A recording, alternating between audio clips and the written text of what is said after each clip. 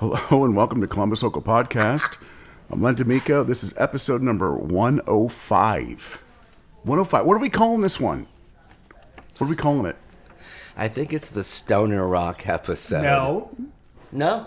What was it? Jimmy's in charge. Why ask me? What are we calling it? Well, okay, it's about Stoner Rock because we're gonna get a bunch of it. But the actual, when we got together for your The 100th episode. Your 100th episode. You guys I had my left me KYUSS shirt on. Speechless. And we realized our love of KYUSS. So tonight, we have a KYUSS Welcome to Sky Valley listening party. We did. And, which is a Stoner Rock.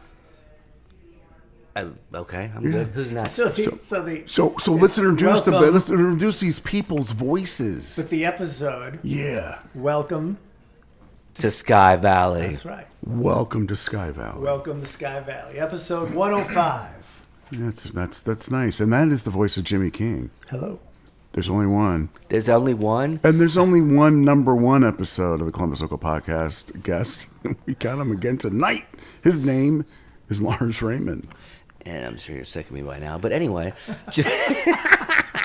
Oh my God, we're just having a blast tonight. We're just watching a bunch of Stoner Rock videos and listening to stuff and hanging out and eating some pizza. Deviating. Just hanging out, man. Len decided we deviate a little. We were already here anyway, so. Pie Day. It's Pie Day. You know, here's the thing. It is Pie Day, and we had pizza pie. We had some good Stoner Rock. We had some good rock experience. KYUSS is what brought us together tonight. And it was in January 2025, and it's already mid-March. It took all of the moons to align to this moment from January to come to this listening party. And I will say this. Say it. Desert rock and roll has got to be listened to in the desert, man. Like, this music, the KYUSS music is built to, like, vibrate your soul. It's why I brought sand over. I mean, we had to at least feel like we were in the desert, right? Yeah, Jimmy? Man. Yeah. Did somebody say peyote? They didn't say it, but, you know, I think in Sky Valley, that substance may exist. Sounds like a good place to have in the desert, yes. So, lineage of Stoner Rock is what we're talking about. There we go. Sabbath, in my opinion, Sabbath was the original Stoner Rock band. This is just, look, we all, genres blur, but I feel like riding the riff, just that big riff and riding that thing, man. Like no crazy fills or none of this. I'm not saying you can't fill. I'm not like trying to put it, but I'm just saying. I just feel like they'll ride a riff forever and change the little things and go. I feel like Sabbath, for me, was the first Stoner Rock band. And then after Sabbath, for me, was Welcome to Sky Valley. And I think that was the next, which, I mean, look at the members. Josh Homme went on to form Queens of the Stone Age. You got Brant Bork. He went on to play with Fu Manchu, an unbelievable Stoner Rock band. We just watched. Remember, we just listened to King of the Road. That was some great stuff. Talk about riding a riff for a long time. What do you think, Jimmy? That's been the theme of the night. Ride the riff. Riding the riff. And all those bands you talked about, that's the common thread, is it not? Yeah. Well, slamming it. I think Sabbath really was the godfathers of Stoner Rock. If for no other reason, I think so many of us probably had our first experiences as stoners listening to Sabbath. What are you talking about, Jimmy? And then it evolved from there. Because I think that's probably... I remember my friend had it on cassette. He'd spilled orange juice on it, so War Pigs was a little warbly. Oh, from the heat? No, from the OJ. But yeah. But KYUSS for me, I was doing college radio up at Central Michigan University, and I heard I'm a bad bitch on a big bike. Yeah. And that's when it was just like... And Jimmy King said, what is that? I was like, that's some stoner rock right there. And it was. It's great. I like the genre personally. I mean, there's like I said, that there's so many great bands. I mean, you got KYUSS, who I really do think. We listened to a lot of that tonight. We did. We listened to the whole Welcome to Sky Valley because that was the premise of the get together, and then we just decided to party over top of it. But we could still hear it. So. I love Fu Manchu. Do I tell the Fu Manchu story or not? Please. I think you do. All right. I think you tell it. So, Fu Manchu played Rivari Room. My buddy Jeff Stewart was the owner, who also owns Hound Dogs Pizza. So he's also a drummer. Like my old congas are down in the basement there, and there's a jam room and stuff. So anyway, I got on the guest list for Fu Manchu, hanging out with Jeff. We go downstairs. He's trying to make like a green room, but it's still in like progress, but there's still a big room. And Jeff whips out some sort of 420 instrument, we'll call it a joint. And Fu Manchu's like the ultimate stoner rock band. And like, yeah. And the bass player, I don't know what he thought it was a cigarette or I don't know what he thought. But like, we're down there with one of the greatest stoner rock bands of all time, and he goes, could you guys smoke that somewhere else?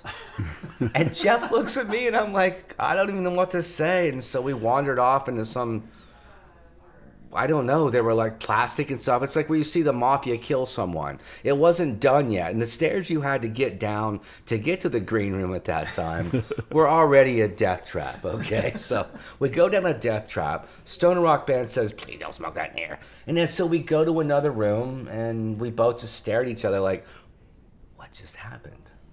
What did just happen? What do you know? Is that poser stoner rock? No, I don't think so. I don't know. I still don't know to this day. It was very strange.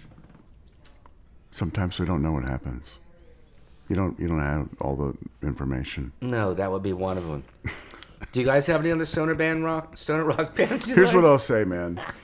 I really didn't really come out of that at all. I really didn't have much exposure. I did have some affinity. I liked listening to Black Sabbath. I liked that metal origin stoner rock we're calling it tonight. And to be fair, Sabbath had different renditions of yes. Sabbath. So yes. Yes. But I went more like Zeppelin, which I wouldn't say is more. No, I thought of that too. You're right. They do have some stoner rock songs. There are some. I don't think of them as a stoner rock band, although people are probably stoned listening to them. But I kind of made that left turn into that kind of thing. Although I love Pink Floyd. Oh. And I like listening to Toast doing Pink Floyd. Why, thank you, Len. I do. How's that for saying something there? Checks in the mail. Wow.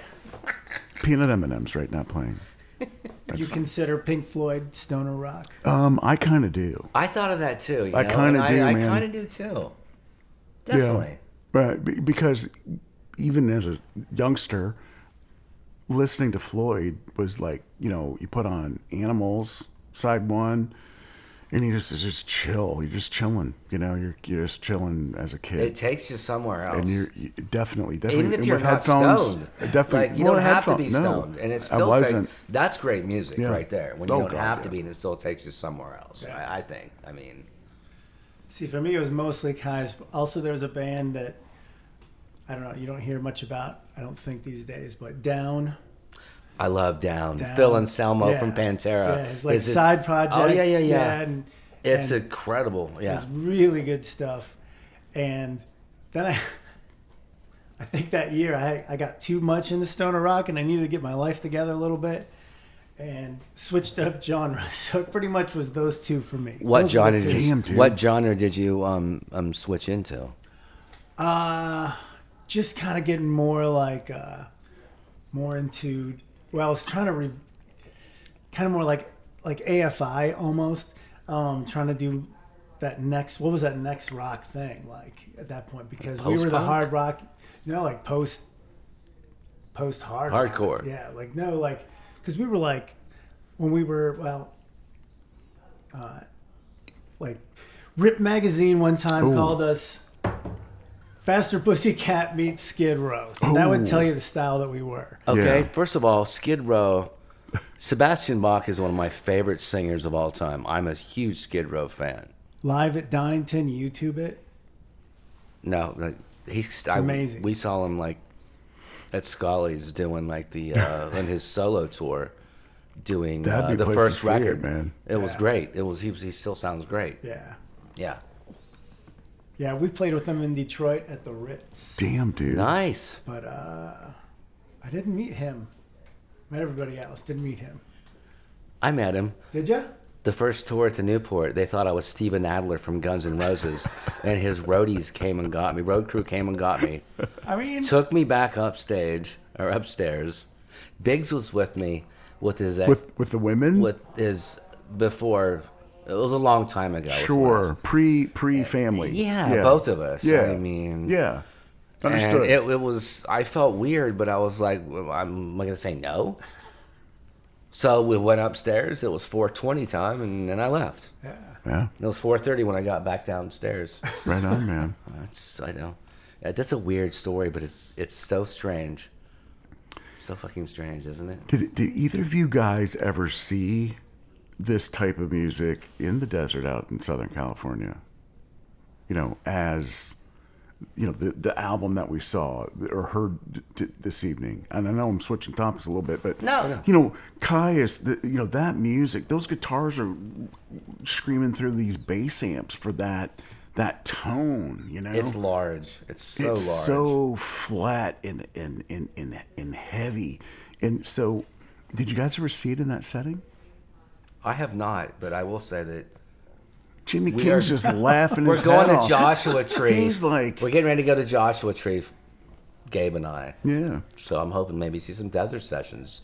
Hami does those desert sessions where he gets different people together. La Luna Ranch, I think it's called. I can't remember off the top of my head. But they've got a place out there. That's where they record in Joshua Tree. And they have a studio out there. And they'll do some... If you want to go...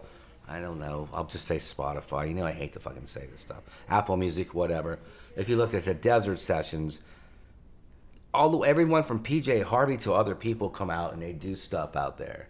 So I haven't, but I've heard some of them, and Gabe and I are really looking forward to going to the desert. Whether we see Hell yeah. a desert session, I don't know, but it'd be great. Oh yeah. Yeah, if nothing else, you know. Local, doing local. a story? It's all good. Jimmy Jimmy, King, you gotta Jimmy's tell got a story. Come on, Jimmy's always got a story. Jimmy is the largest presence in the room, no matter what. And it's I just found this out, and he's my new hero, as a matter of fact. The check's in the mail. Jimmy King works the room. He works it. He walks around. And tells me Hollywood stories. It's like, oh yeah, I remember that. Yeah. You know, it's He's like been it's there. hard to. It's He hard can to, tell those stories because he's been there, and you can tell those stories the because frolic been room. there. That's right. When's the last time I talked to someone that we could have a conversation about the frolic room? The wallpaper, Len. You want classic Hollywood wallpaper? You go to the Frolic Room. And what does that mean exactly? The wallpaper. What is the wallpaper? The snozberries taste like snozberries. Really? You just have to go. I get it. I think I understand. And the original Brown Derby was right down the road from it. And the which- TKT is down the road from there. Ooh. Pro Drum Shop Yeah. was right down the road from there. That was Hollywood and Vine. Yeah. Tom Waits called. He said, I'm going to write a song about that. And he did. True story. One time I was outside the Frolic Room, and Frolic? Were you frolicking? I must have been frolicking He was because I at the felt frolic room. really, really good. And then I don't remember things. I just kind of blacked out. And when I came to, I was outside the Frolic Room. I guess I was inside when I kind of blacked out. But when I came to, or when I remember coming, when It's I kind of like the regained In-N-Out burger. consciousness, I was outside the Frolic Room talking with somebody. In the middle of a conversation, I had no idea what it was about. And I asked the person, I said, I'm sorry, what was your name again? And they said, what the fuck was his name? It was a clown's name. It was like Chuckles, the pornographic clown. It was like a character. Didn't see this coming. And I was like, dude, that's holy like- fuck. yeah. So whatever, Wow. we finished this little conversation. I leave and go to work Monday morning, get a call. Receptionist buzzes back there. It's like, who is it? And she's like, it's somebody who says his name is Chuckles, the pornographic clown. Oh shit. And I was like, what? I was like, take a message. And I guess I talked about, fuck, a pornographic clown. That would make a great documentary because I was doing film and stuff at the time. I was like, you got to like fucking call me. And I gave him my card and shit. And And then John Wayne Gacy called and said, I think this is my job. I need to remember what his name is because I looked him up and he still exists. Jesus Christ. Fuck was his name? Oh, Friday night. It'll come to you later. Chuckles. Later. It wasn't Chuckles. It was one of those though. You're right? just wait, stealing Chuck it E. was Cheese. Sugar- Is this a Chuck E. Cheese thing? Sugar Weasel. What? Sugar Weasel, the pornographic clown. Okay, that's I don't really know that I wanna creepy. know. My God. I don't know that I wanna Sugar know. Weasel. I want to know. That's Wanna know. next thing you know, we're gonna hear about a ferret or something. I don't. Sugar ferret. Oh, true story. Oh, here we go. We love to get Jimmy wound up. Listen, people, Jimmy tells the best stories. Make no mistake about it. No, This is phenomenal. No Oh, yes. ferret. No Oh, yes. ferret. No Oh, ferret yes. stories. No. This is not a ferret story. Okay, well then, Is it a? Is let's it a ferret silk- this. Let's Is it a ferret. silk- Let's ferret this story out. I have a Farrah Fawcett story. A true My Farrah brother had her. Fawcett story. My brother had her poster on his bedroom wall. One of my first like Hollywood parties, like up in the hills at somebody famous's house. I don't even know who it was. Someone's like, "Come here, look." Like, what's that? They're like, "It's Farrah Fawcett. She's out on the lawn." I was like, "What's she doing?" It's like, "She's taking a shit." Oh my God! And sure enough, Are you with Farrah serious? Fawcett, this is like when she was in kind of her loopy stage. She was at some Hollywood party. The bathrooms, I guess, were full. She went out to the front yard and took a shit. My God, I always wondered how she kept that figure. Dude. I get a slap for that one. That was so good. Oh my God. I got to tell you, people, you're probably never going to listen to this, but we're having a blast. This is so much fun. Well, it's good, man. You know, because you guys in particular are busy working. You're busy working your craft, and you're out there a lot. You don't get a chance to hang This out. is it. This is the Tonight, great. That's it. tonight Yeah. we playing this Starts out. tonight. Jimmy's been doubling up in bands. I think That's I've right. doing like 7 gigs in 4 weekends with Yeah. 3 bands this month. So this is the first little just get hang. Thanks, Len. Thank Oh, you. brother, you're welcome. Great to see you guys. Absolutely, Good Lord, this man. is so much fun. You bet. Welcome to. Sky. Valley. Thanks for listening. Episode 105. Jimmy King and LARZ Raymond and Len D'Amico talking KYUSS and all about it. Later. Thanks. I love it. And it was- just I the think next I told episode. him- Just drop us one of